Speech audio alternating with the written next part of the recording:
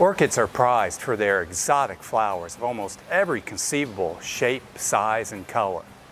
They're so different from other plants that a lot of times people are intimidated by the thought of trying to grow them in their homes. This is especially true when it comes time for repotting. Orchids are typically repotted about once every 1 to 2 years to replace deteriorating, decomposing potting media. Or if they become overgrown or they're not blooming and performing well, that may also be a good time to repot. It's best if we try to do this immediately after their bloom cycle and avoid disturbing the plant as it's forming buds or while it's blooming. There are many different types of orchids, and most of them are epiphytes. This means that they grow up in tree branches and rock crevices, not down in the soil. They absorb their water and minerals directly through these aerial roots and the detritus that accumulates there. So these orchids are grown in various mixes of bark, sponge rock, and moss with very good drainage.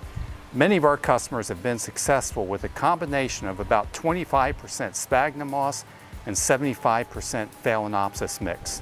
Either way, good drainage is paramount to success with orchids, and matching the right media to the right plant is important. You also need a pot that's one size larger than the existing container. It can be any type of pot as long as it has drainage.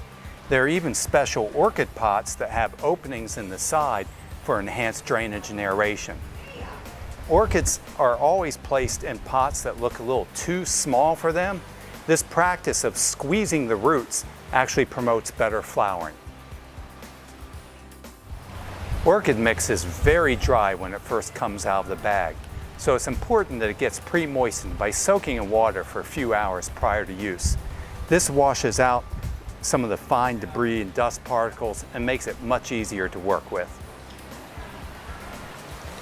To prepare your orchid for repotting, first we're going to take it out of the existing container and then carefully remove the old media without damaging or injuring the roots. Sometimes it makes it a little easier if you can soak this in a pot of water. After the old media has been removed, take scissors and we're just going to cut away any rotten roots, any old leaves, any past flower stems. Then we're going to take this healthy plant, position it in the new pot so that the crown sits right level at the top. And then we'll start refilling or putting the fresh media in place.